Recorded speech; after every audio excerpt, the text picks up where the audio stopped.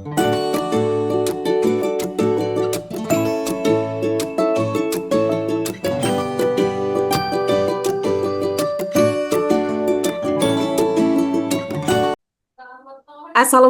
warahmatullahi wabarakatuh. Sekarang kita akan belajar lagi tentang salah satu teori kepribadian dari satu tokoh yang bernama Alfred Adler.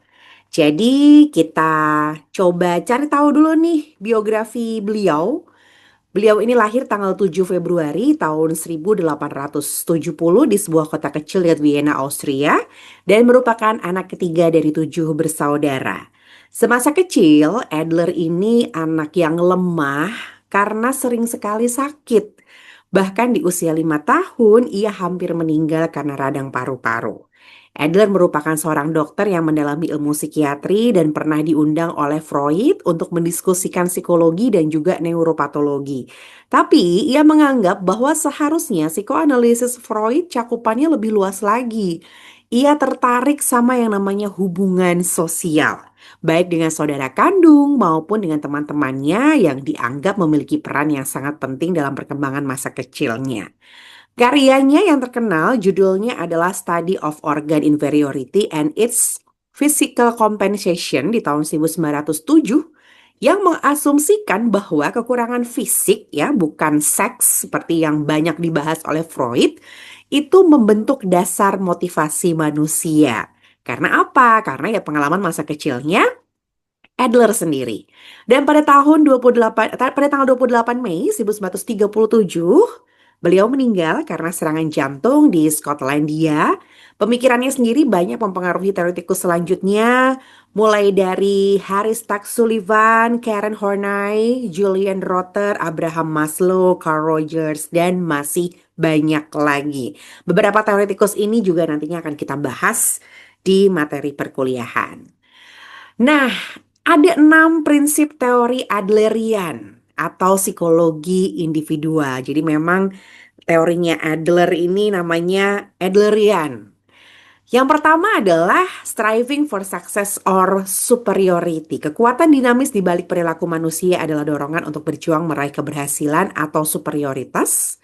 Yang kedua prinsipnya adalah subjective perception atau persepsi subjektif manusia itu membentuk perilaku dan kepribadiannya.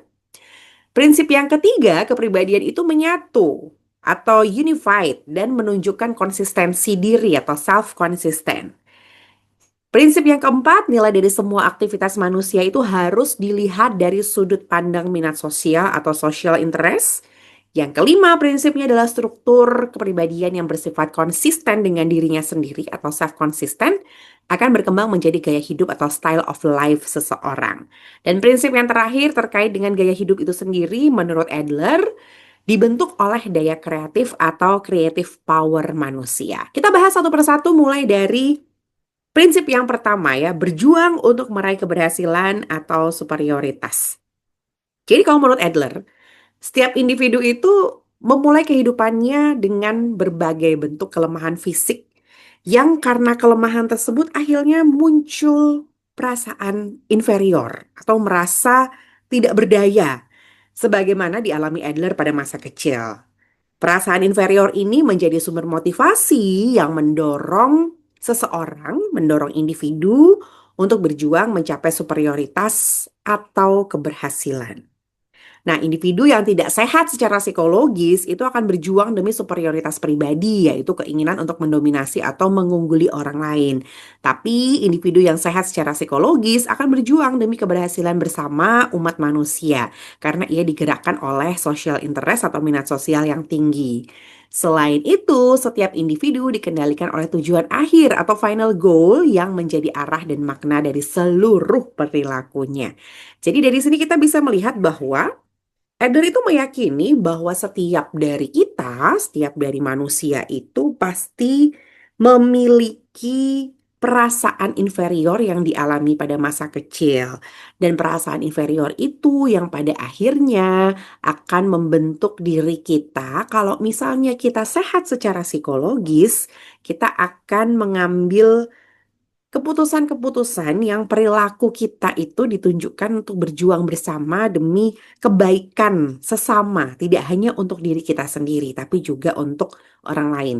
Tapi kalau yang tidak sehat secara psikologis, dia akan berjuang untuk superioritas pribadi, alias ada orang yang cari panggung, ada orang yang dia mengejar sesuatu biar dia disanjung gitu ya, itu masuknya ke superioritas pribadi.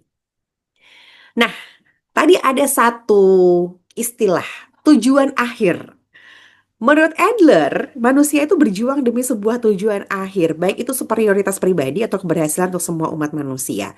Nah, setiap orang itu punya kekuatan untuk menciptakan sebuah tujuan fiksional sesuai dengan pribadi kita masing-masing, di mana tujuan ini dibuat dari bahan-bahan mentah yang disediakan oleh faktor keturunan dan juga lingkungan. Bahan mentah di sini bukan bahan mentah buat masak ya, tapi ya hal-hal yang memang diberikan oleh faktor keturunan dari orang tua dan juga faktor lingkungan yang membentuk kita.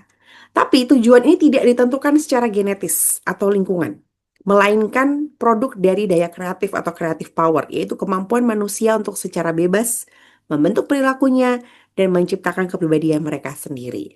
Jadi hanya bukan bukan kita itu menjadi seperti sekarang karena kita keturunannya siapa gitu.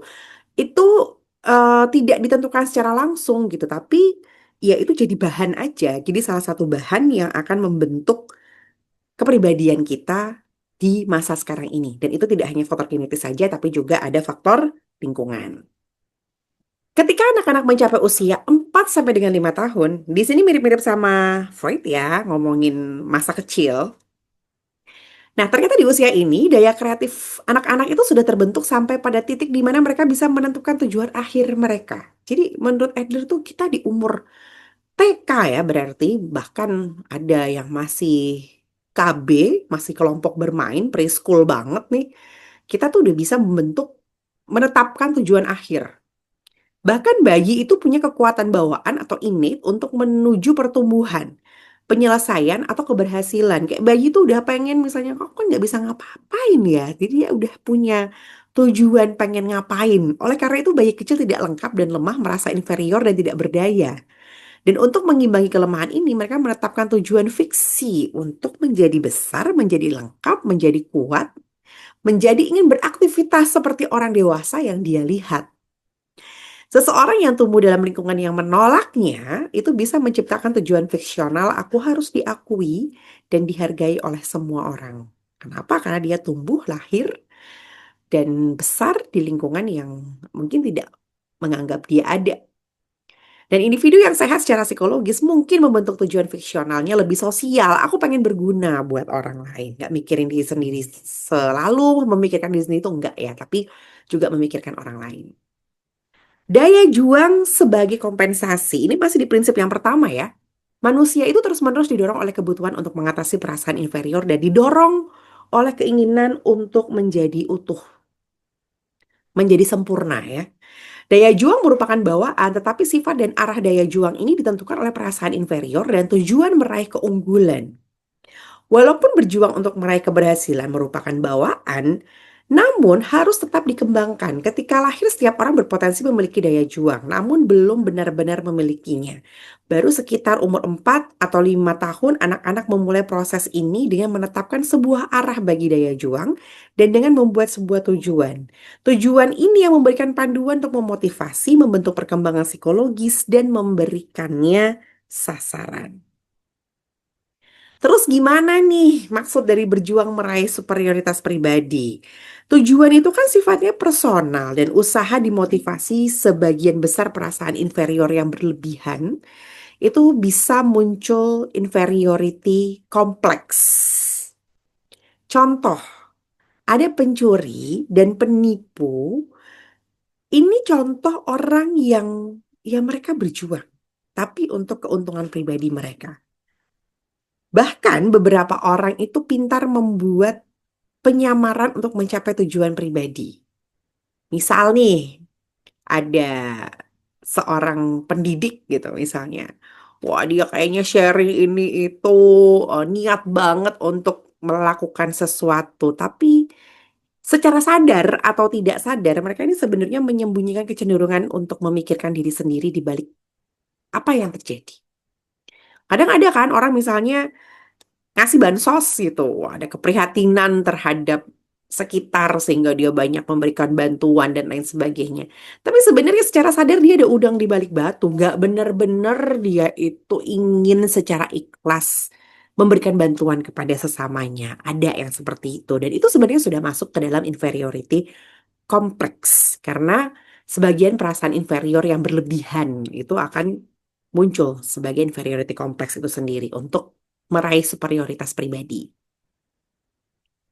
Berjuang meraih keberhasilan, ini masih di prinsip yang pertama ya. Manusia yang sehat secara psikologis adalah mereka yang dimotivasi oleh minat sosial dan keberhasilan untuk semua umat manusia. Mereka peduli dengan tujuan-tujuan yang melebihi mereka sendiri. Mampu menolong orang lain tanpa menuntut atau mengharap imbalan dan mampu melihat orang lain tidak sebagai lawan, tetapi sebagai manusia yang diajak bekerja sama untuk kepentingan sosial. Keberhasilan mereka tidak diperoleh dengan cara mengorbankan orang lain, tetapi merupakan kecenderungan alami untuk mencapai keutuhan atau kesempurnaan. Dan buat mereka, kemajuan sosial itu lebih penting daripada kebanggaan pribadi. Yang kedua, kita masuk ke prinsip kedua ya, persepsi subjektif. Persepsi subjektif ini membentuk kepribadian dan perilaku. Manusia berjuang meraih keunggulan untuk mengganti perasaan inferior, akan tetapi sikap juang seseorang untuk mencapai superioritas ditentukan oleh persepsi subjektif mereka akan kenyataan, yaitu oleh fiksi atau harapan masa depan. Fiksionalisme. Apa ini? Fiksi atau gagasan yang tidak memiliki bentuk nyata individu, yang paling penting adalah tujuan untuk meraih superioritas atau keberhasilan. Intinya lagi-lagi adalah kita ingin berhasil lah sebagai manusia. Nah, ini adalah tujuan yang diciptakan sejak awal kehidupan dan mungkin tidak sepenuhnya disadari oleh individu. Tujuan akhir yang bersifat fiksional dan subjektif ini menuntut gaya hidup seseorang serta menyatukan kepribadiannya. Menurut Alfred Adler, fiksi bukan berarti kebohongan atau hal yang nggak nyata sama sekali, melainkan gagasan atau keyakinan yang belum tentu dapat dibuktikan secara objektif, tetapi dipercaya dan mengarahkan perilaku seseorang. Contohnya apa? Bisa kita lihat di sini ya. Pria yang lebih superior dibanding wanita. Ini kan buat yang apa ya, patriarki sekali, patrilinealisme itu kan sangat meyakini bahwa pria lebih superior dibandingkan perempuan. Walaupun gagasan ini tidak memiliki bentuk nyata, tapi banyak orang baik pria atau wanita bertindak seolah-olah ini sesuatu yang nyata. Ada juga konsep tentang Tuhan, tentang kepercayaan kepada Tuhan yang memberi imbalan kepada orang yang berbuat baik dan menghukum yang berbuat jahat. Kepercayaan seperti ini menuntun kehidupan sehari-hari jutaan manusia dan membantu pembentukan tindakan-tindakan mereka. Apakah ini bersifat fiksi? Ya, itu namanya kepercayaan ya, bukan berarti itu salah dan lain sebagainya. Hanya saja ini adalah gagasan yang memang apa ya, membuat orang itu yakin yang belum tentu bisa dibuktikan secara objektif. Oke, kita lanjut lagi ke kelemahan fisik. Adler percaya bahwa semua umat manusia itu dikaruniai kelemahan fisik. Iya apa iya? Setidaknya kita merasa punya persepsi bahwa ada bagian dari fisik kita yang lemah. Keterbatasan ini akhirnya menstimulasi perasaan subjektif tentang inferioritas yang berfungsi sebagai dorongan menuju kesempurnaan atau keutuhan. Beberapa orang mengganti perasaan inferior ini dengan bergerak menuju keadaan psikologis yang sehat dan gaya hidup yang bermanfaat. Sementara ada juga yang melakukan kompensasi secara berlebihan dan termotivasi untuk menaklukkan orang lain atau menarik diri dari orang lain. Ada yang saking dia merasa inferior, merasa nggak berdaya, akhirnya dia berusaha. Mungkin dulunya dia pernah mendapatkan pengalaman yang kurang menyenangkan, akhirnya dia berusaha untuk menaklukkan orang lain. Atau sebaliknya, karena mendapatkan pengalaman yang kurang menyenangkan itu justru membuat dia menarik diri. Karena saya kurang dibandingkan dengan yang lain. Merasa nggak berdaya itu tadi. Kelemahan fisik semata tidak menentukan seseorang untuk menjalani gaya hidup tertentu, tetapi justru memberikan motivasi untuk meraih tujuan di masa depan. Motivasi ini lagi-lagi bersifat terpadu atau unified dan konsisten dengan diri sendiri atau self-consistent sebagaimana seluruh aspek kepribadian. Nah, ini prinsip yang ketiga, kesatuan dan self-konsistensi dari kepribadian. Ingat, setiap individu itu unik dan tidak terpisahkan. Psikologi individual dari Alfred Adler ini menekankan pada kesatuan fundamental dari kepribadian dan gagasan bahwa perilaku yang tidak konsisten itu tidak ada. Pikiran, perasaan, dan tindakan semuanya itu mengarah pada satu sasaran dan berfungsi untuk mencapai satu tujuan. Ada dua cara di mana keseluruhan diri manusia itu berfungsi sebagai satu kesatuan. Yang satu adalah bahasa organ, yang kedua adalah kesadaran dan ketidaksadaran. Bahasa organ ini adalah kelemahan suatu organ tubuh memperlihatkan arah dari tujuan seseorang melalui bahasa organ. Organ-organ tubuh biasanya berbicara lebih ekspresif daripada yang bisa diungkapkan oleh kata-kata. Ini biasanya muncul di gestur, ekspresi wajah gitu ya. Kemudian kesadaran dan ketidaksadaran. Menurut Adler, tidak ada pemisahan tajam antara kesadaran dan ketidaksadaran seperti yang dikemukakan Freud. Keduanya merupakan bagian dari satu kesatuan kepribadian yang bekerja bersama untuk mencapai tujuan hidup individu. Kita masuk ke prinsip yang keempat, yaitu minat sosial. Menurut Adler, minat sosial ini adalah sikap keterikatan dengan umat manusia secara umum maupun sebagai empati untuk setiap anggota masyarakat.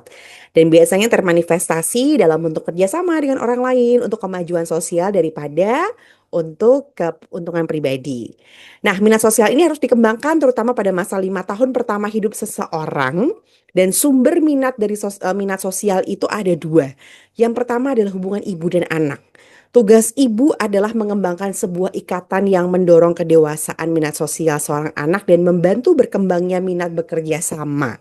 Jadi bisa tuh dengan mulai diajarin kalau misalnya selesai makan dibereskan atau mungkin coba dikembalikan ke apa namanya piring yang kotor ditaruh saja dulu ke tempat cuci piring misalnya.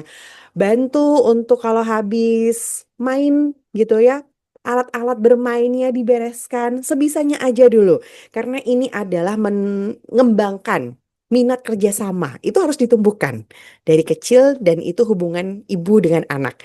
Sedangkan hubungan ayah dengan anak itu bisa ditumbuhkan. Ini adalah orang penting kedua dalam lingkungan sosial anak. Ia harus memperlihatkan sikap perhatian kepada istri dan juga kepada orang lain. Ayah yang ideal itu bekerja sama dengan ibu dalam kedudukan yang sama untuk memperhatikan dan memperlakukan anaknya sebagai manusia. Jadi ya jangan menganggap bahwa pekerjaan rumah tangga hanya pekerjaan ibu saja, tapi di sini juga ditunjukkan bahwa ya ayo kita bekerja sama bersama-sama untuk ya kepentingan keluarga gitu ya. Oke. Pentingnya minat sosial ini adalah di sini ini minat sosial itu untuk mengukur kesehatan psikologis. Sehingga hal ini dianggap sebagai kriteria tunggal dari nilai manusia. Menurut Adler, minat sosial adalah satu-satunya standar untuk menilai seberapa berharganya seseorang. Sampai pada tingkat di mana seseorang memiliki minat sosial, maka ia dianggap dewasa secara psikologis.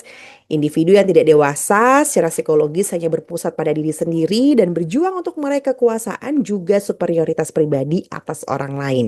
Ini diulang-ulang terus ya bahwa minat sosial itu harus bagus dan itu adalah salah satu parameter apakah seseorang itu sehat secara psikologis atau tidak. Minat sosial ini memiliki makna yang tidak punya makna yang sama dengan kedermawanan atau sifat tidak mementingkan diri sendiri. Tindakan kedermawanan dan kebaikan dapat dimotivasi oleh minat sosial, tetapi tidak selalu demikian karena motivasi di balik tindakan tersebut mungkin bersifat egoistik atau bertujuan memperoleh pengakuan pribadi. Saya yakin kita pasti pernah bertemu dengan orang yang seperti itu ya, terlihat derma tapi ternyata di balik itu sebenarnya aslinya bukan karena dia minat sosialnya tinggi, tapi karena dia juga sedang menunjukkan superioritas pribadi atas orang lain.